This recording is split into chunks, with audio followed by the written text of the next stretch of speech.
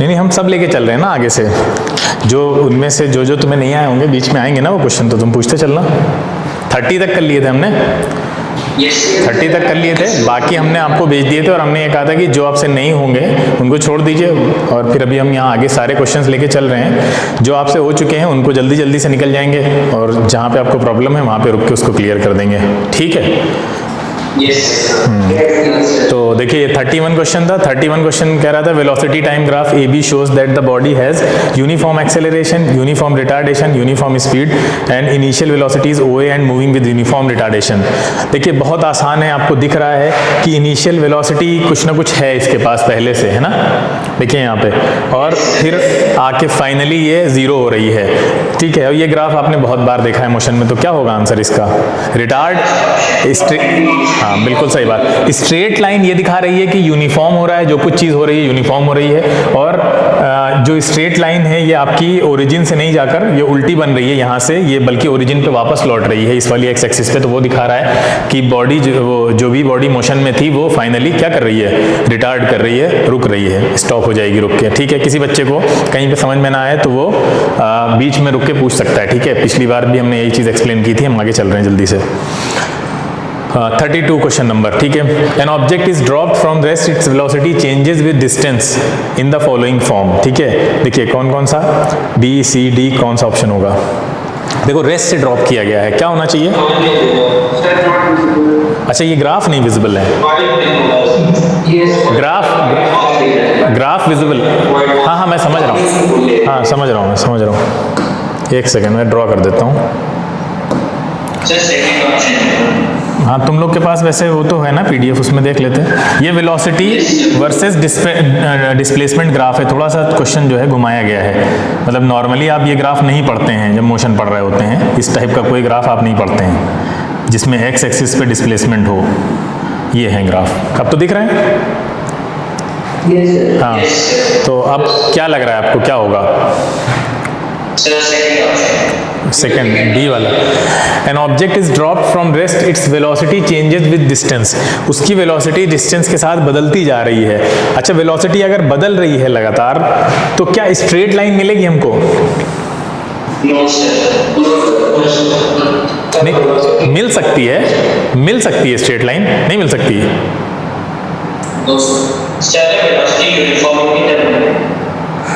नहीं डिस्टेंस, हाँ मतलब मिल तो सकती है ना। जब डिस्प्लेसमेंट और टाइम के बीच का ग्राफ पढ़ते हैं तो ये स्ट्रेट लाइन क्या दिखाती है कि डिस्टेंस चेंज नहीं हो रही है, ऐसा तो नहीं दिखाती है।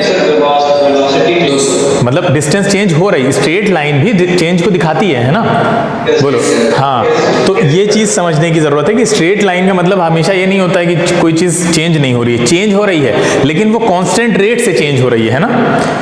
चेंज होना और कांस्टेंट रेट से चेंज होना अलग अलग बात है ना, बोलो। हाँ तो ये चीज ये दिखा रही है कि ये चीज कांस्टेंट रेट से चेंज हो रही है। ये कह रहे हैं कि ऑब्जेक्ट को ड्रॉप किया गया है रेस्ट से, ठीक है, ड्रॉप किया गया है। जब कोई भी चीज को आप ड्रॉप कर रहे हैं तो उसमें इनिशियल वेलोसिटी की जरूरत होती है क्या? नहीं है ना, वो तो ऑलरेडी नीचे। हाँ तो वो रेस्ट से हम बोलते हैं। अब ये कह रहे हैं कि जब आप ड्रॉप कर रहे हैं किसी चीज को रेस्ट से तो वो नीचे अगर आ रहा है, मान लीजिए ऊपर से ड्रॉप किया गया है नीचे आ रहा है, तो उसकी वेलोसिटी कॉन्स्टेंटली इंक्रीज करती है। कितने से बता चुके हैं? 9.8 मीटर से, बोलो metre per second, every second 9.8 metre per second से वेलोसिटी बढ़ती है। यानी पहले सेकंड में 9.8 है, अगले सेकंड में प्लस 9.8 और ऐड कर दो, अगले सेकंड में और ऐड कर दीजिए। तो ये चीज कहां हो रही है? लेकिन कांस्टेंट रेट से बढ़ रही है, नहीं बढ़ रही है, ये कह सकते हैं क्या हम? बताइए। हाँ क्या होगा, क्या कह रहे हो बेटा? हाँ ये मेंशन नहीं है, बिल्कुल सही बात है, ठीक है। तो मेंशन नहीं है। अच्छा कुछ ग्राफ ऐसे हैं जो तो हम बिल्कुल कैंसिल कर सकते हैं। डी नहीं हो सकता, सी भी नहीं हो सकता, बोलो सी हो सकता है क्या? सी हो सकता है, सी हो सकता है या नहीं हो सकता है, बताओ। नहीं हो सकता ना। आपकी लड़ाई किसमें है? दो ऑप्शन बचे आपके पास, ए और बी। या तो ए होगा या तो बी होगा, इसके अलावा भी कोई पॉसिबिलिटी है क्या? नहीं है, बोलिएगा। हैं? अच्छा सी ऑप्शन को क्यों एलिमिनेट कर रहे हो? सी ऑप्शन को आप क्यों नहीं नहीं नहीं सी ऑप्शन में रिटार्डेशन तो तब दिखाता जब वो वेलोसिटी वर्सेस टाइम ग्राफ होता या डिस्टेंस वर्सेस टाइम होता। नीचे टाइम है ही नहीं, नीचे तो डिस्प्लेसमेंट है। यहां पे आप लोग कहीं दिमाग में वो सब लेके मत चलिए कि टाइम दिया, टाइम नहीं है ना नीचे। बोलो क्या डिस्प्लेसमेंट कम नहीं हो रहा है जैसे जैसे वो जमीन की तरफ आ रहा होगा? अगर मान लेते ऊपर से गिरा है नीचे, बोलिए नीचे वाला टाइम नहीं है। आप लोग कहीं ना कहीं यहीं पे गलती कर रहे होंगे। ये टाइम नहीं है, ये एस है। ये यहीं पे थोड़ा सा खेल किया है इन्होंने क्वेश्चन के साथ, ये बताना है आपको। हाँ सोचो, सोचना बड़ा जरूरी है। देखो आंसर तो भी हम बता देंगे 2 मिनट में, कोई दिक्कत नहीं है उसमें। बाद में कहोगे हाँ सर ये होना चाहिए था। आप लोगों ने, आप में से काफी बच्चों ने इसको वेलोसिटी टाइम ग्राफ की तरह सॉल्व किया है, इसीलिए ये आंसर लगा दिया है बी वाला, जबकि ये वेलोसिटी टाइम ग्राफ नहीं है। बोलो नहीं है ना, ये तो क्लियर है। हाँ तो ये मतलब क्या इसमें कोई फर्क नहीं होगा क्या? क्या वेलोसिटी टाइम ग्राफ और वेलोसिटी डिस्प्लेसमेंट ग्राफ में कोई फर्क नहीं होगा?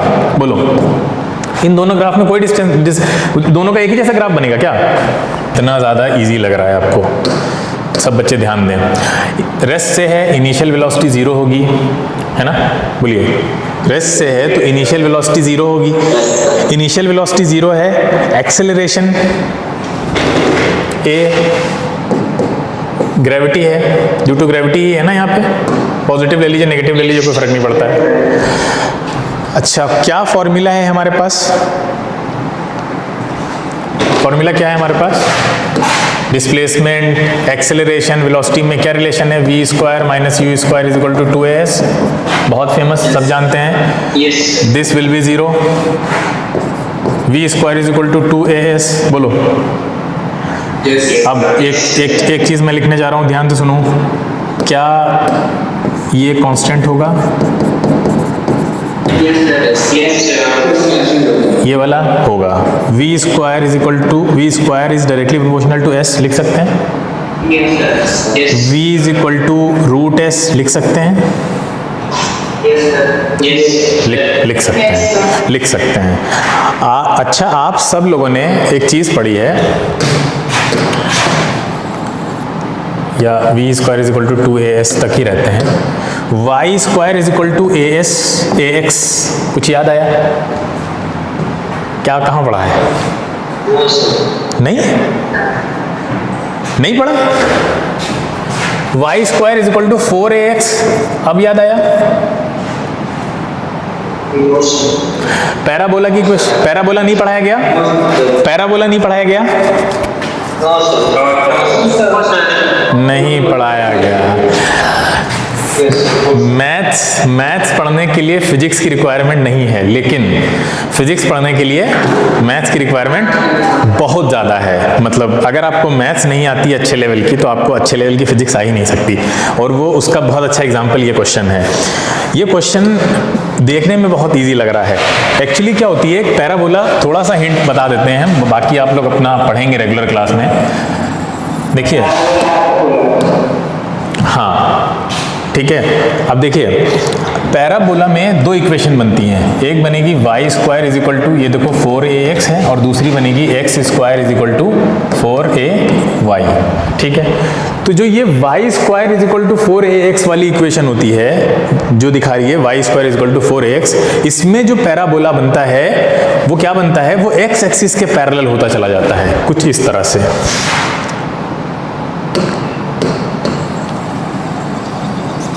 दो तरह के पैराबोला बनते हैं। ठीक है, एक इस तरह बनेगा आपका, ठीक है, जो आपका कुछ ऐसा जा रहा होगा। ठीक है, इधर में मिला दें तो ऐसे हो जाएगा, सॉरी कुछ ऐसे ना। और एक बनता है इस तरह से जो ऐसे जा रहा होगा, ये। तो ये जो है, जो y एक्सिस के पैरेलल चल रहा है, उसकी इक्वेशन होगी आपकी क्या? x square is equal to 4ay। और इसकी इक्वेशन क्या होगी? y square is equal to 4ax। क्या अरे वो सब कांस्टेंट है ना बीच में, वो 2a है, वो कुछ भी हो कांस्टेंट है ना, ये चीज़ तो कांस्टेंट है ना दोनों जगह, यहाँ भी कांस्टेंट है वहाँ भी कांस्टेंट है, उससे कोई फर्क नहीं पड़ता। वो तो हमने बताया याद दिलाने के लिए कि इस तरह तो पढ़ा होगा। तो ये जो ये वाला इक्वेशन अभी हमने लिखी थी कौन सी थी बताइए, v square is equal to 2as, ठीक है। तो अब आप यहाँ ध्यान से देखिए, v को कंसीडर करिए क्या y एक्सिस पे है ना v, अरे यार v y एक्सिस पे है, v y एक्सिस पे, तो v y कंसीडर हो जाएगा, और x एक्सिस पे क्या है, डिस्प्लेसमेंट है, ठीक है। तो ये y x ग्राफ बन रहा है सीधा सीधा, आपका दो हैं आपके पास, एक ये और एक ये, ठीक है। तो बताइए कौन से वाले को रिसेंबल कर रहा है, ये पहले को या दूसरे को, सेकंड को, क्लियर है। हाँ, अगर ये इस तरह बना, अगर इसको घुमा दिया जाए, इस क्वेश्चन को स्विच कर दिया जाए, डिस्प्लेसमेंट को कर दिया जाए कहाँ, y एक्सिस पे, और वेलोसिटी को कर दिया जाए x एक्सिस पे, तो आपका ये चेंज हो जाएगा, क्लियर है। हाँ, तो लिखा है यहाँ पे, लिखा है, दिख नहीं रहा होगा, यहाँ लिखा है, तुमको जो PDF हमने भेजा है करने के लिए, उसको तुमने खोल के देखा था ये क्वेश्चन भाई, लिखा यहाँ पे भी लिखा, अरे बेटा यहाँ पे भी लिखा हुआ है, एक्चुअली दिख नहीं रहा है ना वो, बाकी तो हमने बना दिया आपके लिए, बाकी चीजें हैं अभी यहाँ पे भी ऐसे लिखा हुआ है, अपना PDF खोल के देखिएगा, उस पर लिखा है, क्लियर है। तो ये क्वेश्चन देखने में उतना ज़्यादा इजी था लेकिन है नहीं, इसमें मैथ्स पूरी यूज़ हुई है जम के, ठीक है। तो ये आपको पता है अगर, तो ऐसे क्वेश्चन आप कर लेंगे, अदरवाइज ये चीज़ पढ़नी पड़ेगी आपको अच्छे से, ठीक है। ये काफ़ी यूज़ होती है इसमें, सब बच्चों को अब तो क्लियर हो ही गया होगा, खैर ठीक है। तो आपको इस तरह का, ये देखिए हाफ ग्राफ दिया हुआ है ना, C वाला, देखिए C ऑप्शन हो गया ना, तो सही, ये वाला, इसको मैं मिटा देता हूँ। हाँ, यहाँ पे देखिए ये आधा ग्राफ दिया हुआ है ना, यहाँ पे C में देखिए ध्यान से, ऐसे दिया हुआ है ऊपर का, और B वाला जो है वो ये वाला बन रहा है आपका फर्स्ट वाला, क्लियर है, समझ में आ गया होगा। नेक्स्ट क्वेश्चन पे चलते हैं, रिमोट कहाँ है, हाँ C ऑप्शन आपका सही है। नेक्स्ट, ये तो बहुत आसान क्वेश्चन है, बहुत जल्दी बता देंगे आप लोग, ठीक है। जल्दी बताइए कौन सा आंसर होगा। जो ग्राफ, जो कर्व बेटा जितना स्टीप होगा, है ना, जो कर्व जितना स्टीप होगा उसमें आपको पता है कि उसमें क्या होगा, डिस्टेंस ज्यादा कवर हो रही होगी कम टाइम में, सही है। हाँ ठीक है, तो कौन सा ऑप्शन है, बी ऑप्शन सही होगा। कार ए ज्यादा तेज मूव कर रही है बी के रेस्पेक्ट में, क्लियर है। चलिए आगे चलते हैं। नेक्स्ट क्वेश्चन, नेक्स्ट क्वेश्चन बहुत आसान, बहुत ज़्यादा आसान क्वेश्चन है, मतलब आसान क्वेश्चन भी आते हैं, ये भी इसमें आपको दिख रहा है कितने। हाँ, सीधा डिवाइड कर देना है ना, इसमें तो पेन भी नहीं चलाने की जरूरत है। 20/5 सीधा सीधा डिवाइड करिए, ठीक है, क्योंकि SI यूनिट में ही आंसर दिया हुआ है आपका 4 मीटर पर सेकेंड। हाँ, कह रहा है which of the following distance time graph is not possible. ठीक है, इस तरह का क्वेश्चन स्टेज 2 में भी एक आया था, लेकिन थोड़ा इससे अच्छा था। दिख रहा है हमें, क्यों नहीं पॉसिबल है ये बताना है पहले तो। लास्ट ऑप्शन तो सही, क्या नहीं हो सकती, हाँ बिल्कुल, शाबाश, हाँ सही है। अगर यहाँ डिस्टेंस की जगह डिस्प्लेसमेंट होता तो ये भी पॉसिबल था क्या। हाँ ठीक। अब कुछ लोगों को मोशन में ज़्यादा दिक्कत है, हाँ एक सोल्यूशन ये भी है, कुछ लोगों को अगर मोशन में काफ़ी ज़्यादा दिक्कत है तो वो मुझे पर्सनली मैसेज करें, मोशन के जो रिकॉर्डेड वीडियोस रखे हुए हैं वो भेज दिए जाएंगे। यानी मैंने जो मोशन पढ़ाया है 9th क्लास में बच्चों को इस साल, वो भेज दिया जाएगा आपको, तो आप एक बार उसको देख लेंगे। कुछ वीडियोज़ हैं तो आपका सारी चीज़ें एक बार आपके दिमाग में आ जाएंगी, तो फिर ज़्यादा पढ़ने वाला है नहीं, ऑब्वियस सी बात है, मास से कोई लेना देना ही नहीं है सिरे से। अब आप सब जानते हैं कि आप ऊपर से नीचे आ रहे हैं तो एक ही इक्वेशन है आपके पास, रेस्ट से आ रहे हैं, है ना, बोलो, ऊपर से नीचे आ रहे हैं, रेस्ट से आ रहे हैं, एक इक्वेशन आप बहुत फेमस जानते हैं, हाफ AT², और उसमें भी ये पार्ट हो जाएगा आपका 0, जो कि क्या बचेगी आपके पास, यही बचेगी ना, बोलिए। हाँ बस, और अब इसमें भी देखिए ध्यान से कि बाकी अब देखो यहाँ पे इस इक्वेशन को भी यूज कैसे जल्दी कर सकते थे हम। आपको याद क्या रखना है, आपको याद रखना है ये वाला रिलेशन, बस ये रिलेशन आपको याद होना चाहिए इस क्वेश्चन को करने में। इससे ज़्यादा यहाँ कुछ भी यूज़ नहीं करना है आपको। अगर ये रिलेशन आपको याद है तो आप खुद सोचिए, S1/S2 will be equal to T1² on T2², है ना, बोलो। बस यही लगेगा ना, खत्म हो जाएगा काम। बोलिए। अरे टाइम ट्रेवल का रेशियो पूछ रहा है। अब टाइम ट्रेवल का रेशियो यहाँ से क्या आ जाएगा, T1/T2, वहाँ होल स्क्वायर चला और रूट चला जाएगा वहाँ पे S1/S2 में। बोलो, खत्म हो गया सवाल? यस। बस तो तेज करना है, रिलेशन कहाँ तक याद रखना है आपको, S is directly proportional to T²। चलिए बेटा, समझ गए? अब वहां पे S1 S2 की जगह HA और HB लिखा हुआ है, समझ गए होगा ना, इसमें तो कोई इतनी दिक्कत नहीं है। हाँ वो, हाँ ठीक है। नेक्स्ट क्वेश्चन चलते हैं। ठीक है, अगला क्वेश्चन है, हाँ, a body projected vertically upwards with a velocity u returns to the starting point in 4 seconds। ठीक है, अरे बहुत आसान है। कितना आंसर है बताओ? कराने की जरूरत नहीं है ना, कोई बच्चा किसको लग रहा हो? नहीं है, नहीं है। ठीक है, चलिए 20, 38, a ball A is thrown vertically upward with a speed u, at the same instant another ball B is released from rest at height h। ठीक है, at time t speed of A relative to B। आसान question है ये भी। ठीक है, देखिए कितना आया वैसे, जो लोग कर चुके हैं देख लें। ठीक है, दो हैं, एक नीचे से ऊपर जा रही है, दूसरी ऊपर से नीचे आ रही है। तो ये आपका कौन है? ए है, उसको ऊपर फेंका गया है। ए को ऊपर फेंका गया तो इनको इनिशियल वेलोसिटी देनी ही पड़ेगी आपको, अपने आप नहीं जाएंगे। ठीक है, बी को ऊपर से रिलीज किया गया है तो रेस्ट पे होगा इनिशियली, इसका यू 0 होगा। बोलो। हाँ, फिर क्या कह रहे हैं? From rest at height h, ये पूरी हाइट h है ना, यही बोल रहे हैं। हाँ, फिर क्या बोल रहे हैं? At time t speed of a relative to b। अब खुद ही सोचो, a ने टाइम t पे कितनी कवर कर ली होगी डिस्टेंस? अरे t ने कितनी कवर कर ली? a ने, हाँ a ने कितनी कवर कर ली होगी एट टाइम t? अरे स्पीड a u है, ut कवर की होगी ना, खाली ut आएगा क्या? हैं? ut सही लिखा है हमने। अरे ut से वेलोसिटी चेंज नहीं होगी इसकी क्या? ut सही लिखा है तो वेलोसिटी चेंज होगी ना, तो डायरेक्ट ut से कहाँ निकाल लेंगे फिर आप, अगर वेलोसिटी चेंज हो रही है तो? ये तो कांस्टेंट के लिए होता है ना फॉर्मूला भैया। डिस्टेंस अपॉन टाइम का जो फॉर्मूला होता है, speed is equal to, this is for constant speed, है ना, इतना तो पता है ना। अगर स्पीड वेरी कर रही है तो ये नहीं लगता है, इसीलिए तो न्यूटन बाबा आते हैं हमारी हेल्प करने। बोलो, इक्वेशन ऑफ मोशन को हम क्यों यूज करते हैं अगर हमें ये पता है तो? इसलिए ना, क्योंकि वहां पे वेरिएबल है ना एक्सेलरेशन, वेलोसिटी चेंज होती रहती है, कम होती रहती है, बढ़ती रहती है, तो फिर हम वहां पे फंस जाते हैं। तो अब बताओ, ये सही लिखा हमने? क्या लिखना चाहिए नीचे से ऊपर जा रहे हैं तो? बोलो बेटा, से काम नहीं चलेगा। लगा चुके हो तो फिर क्यों चुप हो जाते हो? ए की वेलोसिटी कितनी होगी? वेलोसिटी बताओ ए की। हाँ बिल्कुल, क्या वेलोसिटी सही है? हाँ, ए की वेलोसिटी ये होगी। बी की बताओ, बी की वेलोसिटी बताओ। काफी बच्चे क्लास में हैं, 41। हाँ, कितनी होगी? वी की वेलोसिटी माइनस GT, बिल्कुल सही जवाब है। अच्छा, दोनों की वेलोसिटी पता चल गई हमको। पूछ क्या रहा है हमसे क्वेश्चन? रिलेटिव कहाँ माइनस क्यों है?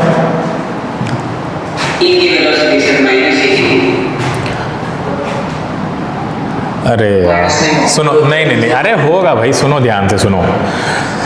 एक तो है एक्सेलरेशन, अगर कम नीचे से ऊपर जा रहे हैं तो आपने -g ले लिया, ऊपर से नीचे आ रहे हैं तो आपने +g ले लिया। सब बच्चे ध्यान से सुने इसको, ठीक है? क्लियर है?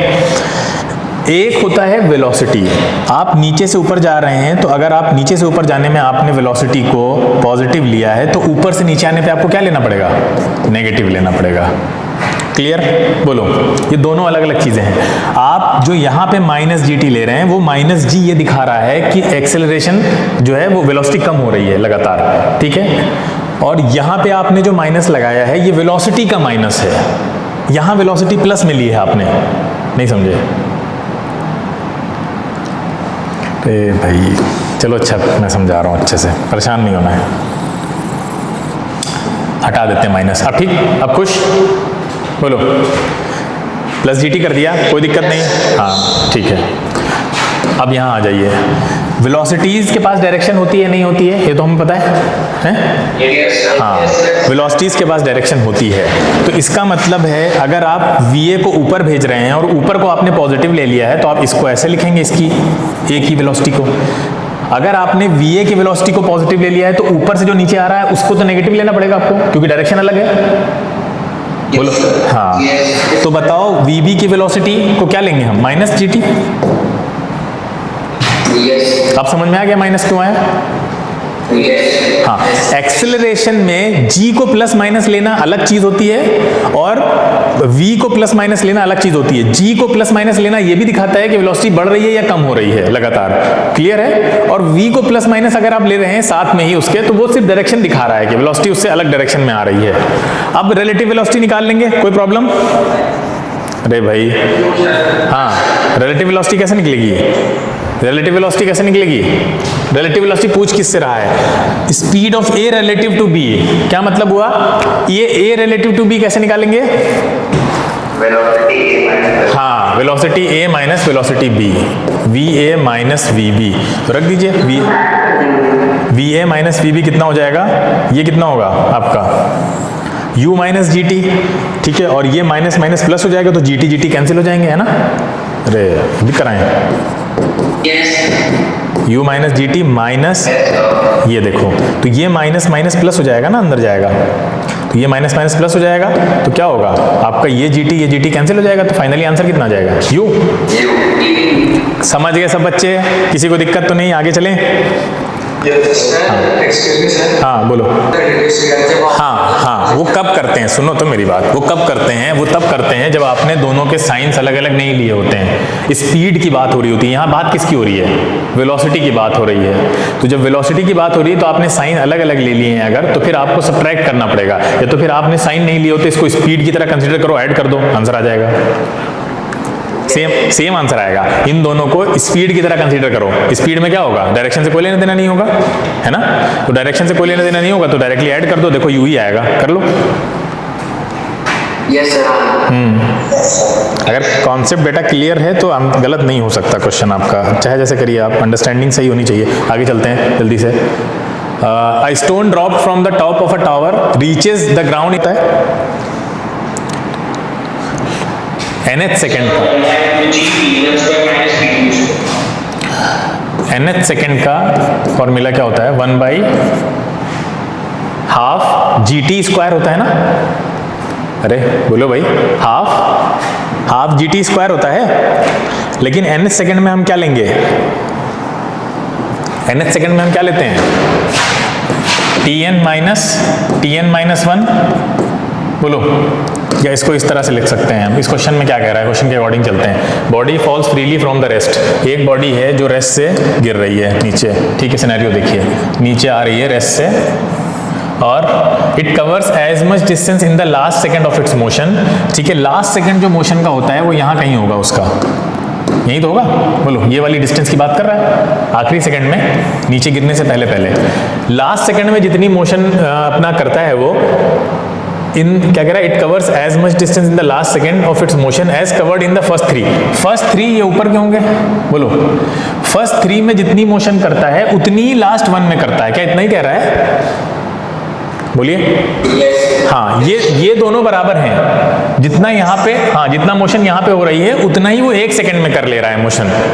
फिर कह रहे हैं the body has fallen for a time, कितने टाइम के लिए बॉडी फॉल कर गई है। तो हमें दोनों टाइम तो पता नहीं है, मतलब एक 3 सेकंड पता है और एक लास्ट सेकंड की बात कर रहा है। लास्ट सेकंड की बस यहाँ पे दिक्कत यही है कि आपको लास्ट सेकंड कैसे निकालना है। बोलिए, लास्ट सेकंड हम कैसे निकाल सकते हैं? थोड़ा इस फिगर को देख के दिमाग लगाइए, पहले इस पे सोचिए कैसे निकाल सकते हैं हम लास्ट सेकंड। फर्स्ट 3 सेकंड हमारे पास निकल आया है, देखिए यहाँ ध्यान से। फर्स्ट 3 सेकंड हमारे पास निकल आया है और 3 सेकंड में वो जितना चला है उतना ही लास्ट सेकंड में चला होगा। फर्स्ट 3 सेकंड में जितना चला है उतना ही तो लास्ट सेकंड में चला होगा। बोलिए। अरे यार, उतना ही तो चला होगा। तो लास्ट सेकंड का dn मान लीजिए अगर, तो क्या होगा? डायरेक्ट फॉर्मूला ये होता है 2n - 1 क्या होगा? Whole square. dn और d3 बराबर है, डी एन डी थ्री बराबर है, इक्वल कर दो, हाफ जी 2n-1 का whole square is equal to 4.5 G. G G cancel हो गया, n की वैल्यू क्या आ जाएगी यहाँ से, 2n-1 is equal to 9, 2n is equal to 10 और n की वैल्यू कितनी आ गई, 5। एक बच्चों का है पहला वाला, देखो कुछ ऐसे कह रहा है, एक बॉल है और उसको वो 0.5 सेकंड लेती है एक 3 मीटर लेंथ की विंडो की, ठीक है, उसको बिल्डिंग से पहले फेंका गया है, बिल्डिंग से फेंका गया, कितनी वेलोसिटी है, वीटी है, वीटी है ना, हाँ वीटी से फेंका गया, यहाँ कहीं विंडो होगी ना, बोलो ऐसे, ये कोई विंडो होगी, इस विंडो से पास होने में कितना टाइम लगता है, 3 सेकंड नहीं 0.5 सेकंड, 0.5 सेकंड, ठीक है। फिर नीचे क्या कह रहा है, डिस्टेंस, फिर कह रहा है velocity of the ball at the top and the bottom, bottom में वी बी है, तो आसान है क्वेश्चन, ये इनिशियल वेलोसिटी मान लो, ये फाइनल मान लो, है ना, और ये टाइम, बोलिए इनिशियल वेलोसिटी, फाइनल वेलोसिटी, और ये टाइम आपको दिया हुआ है, पूछ क्या रहा है आपसे, क्या पूछ रहा है क्वेश्चन में, if the velocities of the ball at the top at the bottom ये दी हुई है, देन अच्छा रिलेशन कौन सा होल्ड करेगा यहाँ पे, तो क्या करना होगा बताइए, कैसे करेंगे, हाँ नहीं लगाना है, तो सबसे पहले हम क्या निकाल सकते हैं यहाँ से, ए निकालेंगे, क्या ए निकालने की जरूरत है, ए की जरूरत ही नहीं क्योंकि ऊपर से नीचे आ रहा है, तो ये तीनों का हम कैसे यूज कर सकते हैं कि हमें रिलेशन मिल जाए, ये मिल जाएगा यहाँ पे। 2 फॉर्मूले हैं जो इस क्वेश्चन को कर देंगे, पहला formula V square minus U square is equal to 2as या gs, और दूसरा है v is equal to u minus at या u प्लस gt, ये दोनों फॉर्मूले से क्वेश्चन खत्म, लेकिन कैसे लगाएंगे,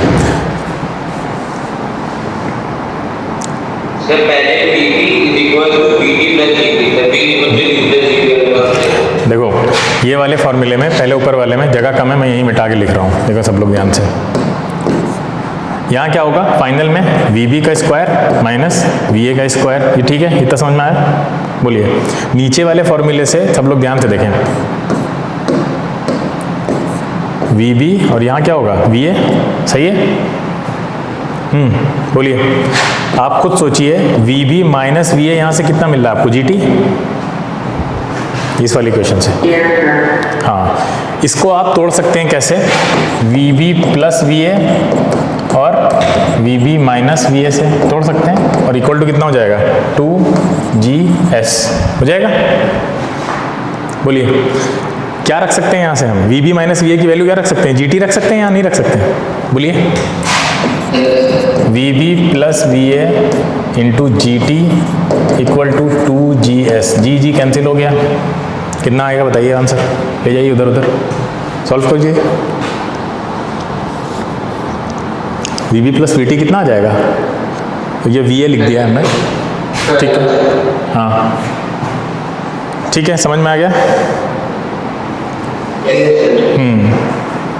तो बस 2 इक्वेशन है, इक्वेशन ऑफ मोशन बहुत काम किए हैं अगर आप उनको सही से यूज़ करते हैं तो, ठीक है आगे चलते हैं।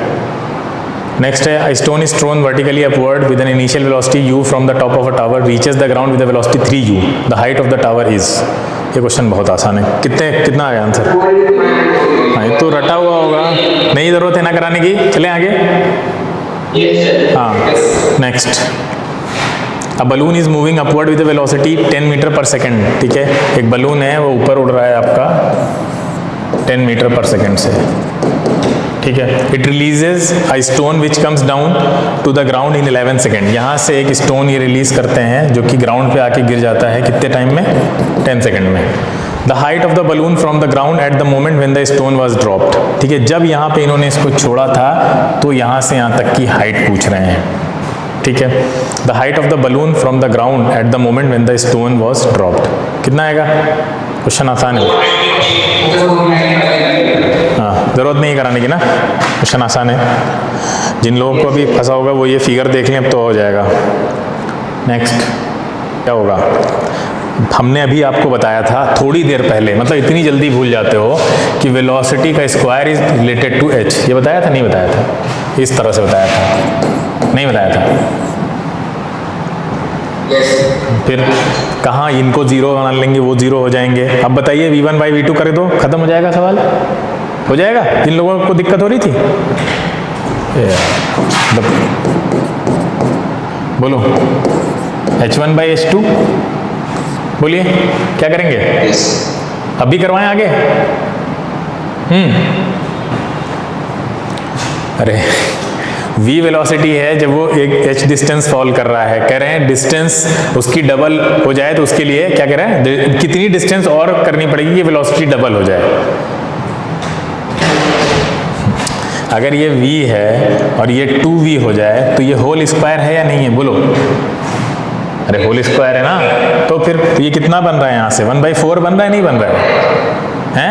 और ये h है तो ये वाली आपको निकालनी है, h1 मान लो इसको, तो कितना आ जाएगा? 4h आ जाएगा। दिख रहा, क्रॉस मल्टीप्लाई कर लोगे। आसान क्वेश्चन था, टाइम लगा दिया इसमें भी। चलो, अब फ्रीली फॉलिंग बॉडी, इतना ही याद रखना है ऐसे क्वेश्चंस में। ये वाले रिलेशंस आपके दिमाग में खट से आने चाहिए। इतना टाइम नहीं होगा कि आप पूरी इक्वेशन लिखें और फिर उसमें से सॉल्व कराएं, इसको 0 मानना है उसको। A freely falling body covers half of its journey from the top of a tower in 0.5 second. Top वहाँ से नीचे आ रही है, आधी जर्नी कवर कर रही है 0.5 सेकेंड में। What is the height of the tower? ये तो हो गया होगा। 2.5। आगे चलें, छोड़ दें? अगर आप 9.8 ले लेंगे। 47. A man shot a bullet with a speed 10 meter per second which just penetrates a plank of wood. With what speed should he shoot a bullet to pass through 10 similar planks? आसान question है। कितना आया था?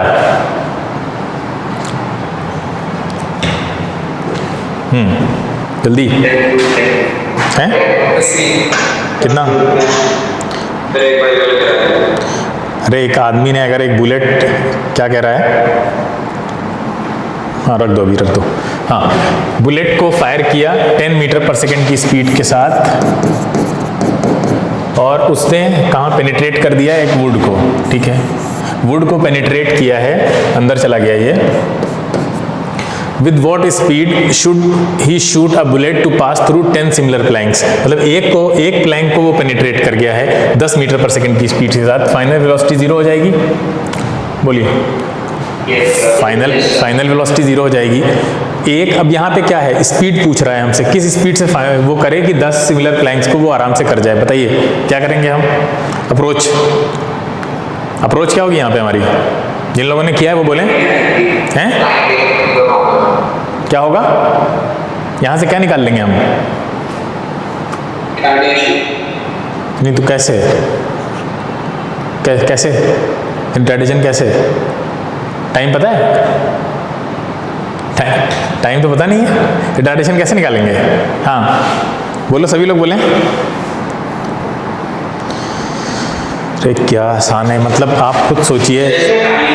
हाँ बिल्कुल, हाँ कितनी आएगी? कितनी आएगी एनर्जी? बताइए कितनी होगी? हाँ ठीक है, हाफ mv² लगाइए आप। मतलब यहाँ पे पेनिट्रेट करने के लिए आपको एनर्जी ही तो चाहिए थी, तो मिल गई आपको। तो 50 m आ गई ना। 50 m किसके? एक प्लैंक को पेनिट्रेट करने के लिए 50 m चाहिए ना।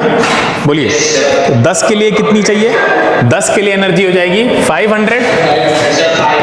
इसको आप इस तरह फिर इक्वेट कर दीजिए हाफ mv² से, mm कैंसिल हो गया है ना। बोलो, v² इज इक्वल टू 1000, तो v इज इक्वल टू कितना? 100। हाँ, अब कॉमन सेंस बेस्ड क्वेश्चन है, लॉजिकल क्वेश्चन है, फंस जाते हो। ठीक है, हम कराते चले जाएंगे ना हर एक क्वेश्चन, तो तुम्हारी हैबिट डेवलप नहीं होगी खुद से करने की और एग्जाम में फंस जाओगे। अरे हाँ, इस संडे जो टेस्ट होने वाला है वो आपका फुल सिलेबस टेस्ट होगा NTSC का, कल जो होने वाला है। ठीक है, और कई सारी चीजें नई पढ़ी हुई आएंगी, सुन लो पहले पूरी बात। वो फुल सिलेबस टेस्ट होने वाला है, जैसा एग्जाम में आता है वैसा। ठीक है, उसमें जाहिर सी बात है उसमें बहुत सारे चैप्टर्स होंगे जो आपके पढ़े हुए नहीं होंगे, मैट में भी, ठीक है, और आपके बाकी सारे में भी, सेट में भी। लेकिन आप इसलिए कराया जा रहा है क्योंकि आपको एग्जाम में ये सोच के जाना ही नहीं है कि हमको वहां पे सारे करे हुए क्वेश्चंस मिलेंगे। ठीक है, कुछ टाइम के बाद तो आप जब टेस्ट देंगे इसके तो उसमें तो सारी चीज़ें आपको काफ़ी सारी चीज़ें आती होंगी उसमें, लेकिन ये वाला जो टेस्ट आपको कल देना है अभी, वो आप इस माइंडसेट से जाइए कि हम लॉजिक और रीजनिंग को यूज़ करते हुए मैक्सिमम क्वेश्चन करेंगे जो जिनको हमने नहीं पढ़ा है अभी सो कॉल्ड, ठीक है। ऐसा कुछ होता ही नहीं आपने पढ़ा ना हो, फिजिक्स केमिस्ट्री बायो में जो कॉन्सेप्चुअल क्वेश्चन है उनको छोड़कर, ठीक है। बाकी मैथ में रीजनिंग तो प्योर लॉजिक से चलती है, तो आप बिल्कुल भी उसमें घबराइए नहीं, डरिए नहीं। पेपर इसीलिए कराया जा रहा है कि आपके अंदर से नर्वसनेस और डर निकल जाए, जो एक्चुअल में आपको पेपर फेस करना होगा उस टाइम पे आता है। तो इस तरह के कॉम्पिटिटिव एग्जाम्स के लिए कभी भी छोटे छोटे टेस्ट नहीं होते हैं, ठीक है। हम लोगों ने करा दिए थे इससे पहले, आपको अभी 100 नंबर का टेस्ट करा दिया था, लेकिन वो ठीक नहीं होती है प्रोसेस, ठीक है। कॉम्पिटिटिव एग्जाम्स के लिए आपको एक्चुअल पेपर को ही देना चाहिए जब भी देना चाहिए। वो अलग बात है आप उसमें से कम क्वेश्चन कर पाएंगे, कोई बात नहीं है, असेसमेंट उसी हिसाब से आप करिएगा अपना कि अब जितना आता था उसमें से हम कितना कर पाए, ठीक है। तो कल वाला जो टेस्ट है वो इसलिए कराया जा रहा है कि आपकी जो डर है एग्जाम का वो निकल जाए, एग्जाम का फियर निकले, और उसको पूरे कॉन्फिडेंस के साथ दीजिए, ठीक है। आंखें बंद करके तुक्के नहीं लगाने हैं आपको, क्लियर है, उससे कोई फायदा नहीं है, आपकी परफॉर्मेंस जो है वो उससे नीचे ही जाएगी। तो आपको जितना आता है अच्छे से करिए, जो नहीं आता है, जो नए क्वेश्चन है, चैलेंजिंग क्वेश्चन है, उसमें आप अपना लॉजिक और रीजनिंग कॉमन सेंस पे भरोसा करिए, ठीक है। और आई एम श्योर कि आप मैक्सिमम क्वेश्चन उससे भी कर डालेंगे। बोलो, आप पूछो जो पूछ रहे थे। नहीं है और कोई क्वेश्चन है कल के टेस्ट के रिगार्डिंग? अब क्वेश्चन अनफॉर्चुनेटली आज मैंने सोचा था कि कम से कम 70-80 कर देंगे, और प्रोजेक्टाइल मोशन भी आपको हमें बताना है, ठीक है, क्योंकि उससे क्वेश्चन आ जाते हैं। तो अब हम लोग उसके लिए संडे भी नहीं रख सकते, क्योंकि संडे को आपका भारी भरकम टेस्ट है, ठीक है, आपके 4 घंटे चले जाएंगे टेस्ट में ही। तो ठीक है, देखते हैं अदर वीक में करेंगे। प्रोजेक्टाइल मोशन को अच्छे से करना जरूरी है, क्योंकि वहाँ से क्वेश्चन वो लोग पूछ लेते हैं और बहुत सिंप्लीफाइड वर्जन में आपको बताएंगे बहुत ही अच्छे से। तो आज बताना था लेकिन अब टाइम नहीं है, तो बाकी के क्वेश्चन भी करेंगे अब अगले वीक में, और प्रोजेक्टाइल मोशन को भी पढ़ेंगे, थोड़े एडवांस कॉन्सेप्ट्स देख लेंगे उसमें के, जो कि आपके काम आएंगे कंपटीशन में। और कोई क्वेश्चन? चलें, बोलो बेटा, क्योंकि आपके सर आ चुके हैं, तो आपको अभी ये एंड नहीं करनी है मीटिंग, सुनो वाली मीटिंग एंड नहीं करनी है। आप रिकॉर्डिंग बंद कर दीजिए, यहाँ की भी बंद कर दीजिए, और फिर से इसी पे रिकॉर्डिंग ऑन हो जाएगी, ठीक है, क्योंकि क्लास यहीं हजरतगंज में ही होनी है, तो इसलिए अब दोबारा कोई आईडी भेजने की जरूरत नहीं। कोई क्वेश्चन नहीं है? बोलें। सर क्या 2-3 मिनट और ले लें या 50 तक कर देते हैं? चलो 47 हो गए हैं, 50 छू लेते हैं, देखते हैं। A body reaches ground in time t when dropped from height h. What is the time taken by the body if it is dropped from height 2h? अरे बहुत आसान क्वेश्चन हो गया, बताओ कितना आएगा? या नहीं है? अरे बोलिए। आसान है, तो टाइम और हाइट में रिलेशन आपको पता होना चाहिए, क्या होता है? बोलिए। टाइम और हाइट में रिलेशन होता है t² directly proportional to h होता है। अब पूछो ये कहाँ से आया? ये मत पूछना ये कहाँ से आया है, कोई पूछेगा ये कहाँ से आया है? अरे थर्ड इक्वेशन ऑफ मोशन से आया ना, थर्ड या सेकंड? हाँ, तो हाफ GT² से आया है ये। तो अब हो जाएगा, बताइए। अब हो जाएगा, कराना है अभी? नहीं। हाँ, ऐसे रिलेशन बेटा याद रखने बहुत जरूरी हैं। याद क्या रखने हैं, फौरन ड्राइव कर सकते हैं, अपना दिमाग चलाइए फौरन। अप्रोच सीखनी है आपको। ये जो NTSC की क्लासेस हो रही हैं, ये आपको कॉन्सेप्ट तो सिखा रही हैं, लेकिन साथ साथ अप्रोच सीखनी है। अगर अप्रोच सीख गए तो निकल जाएगा एग्जाम, कि एग्जाम क्वेश्चंस को कैसे अप्रोच करना है, कैसे जाना है, ठीक है। क्या दिया हो तो क्या सोचना है, अच्छा ये दिया है तो इसमें हम कौन सा शॉर्टकट फॉर्मूला लगा सकते हैं। इक्वेशन ऑफ मोशन को भी रिड्यूस्ड फॉर्म में अपने दिमाग में लेकर आना है ना।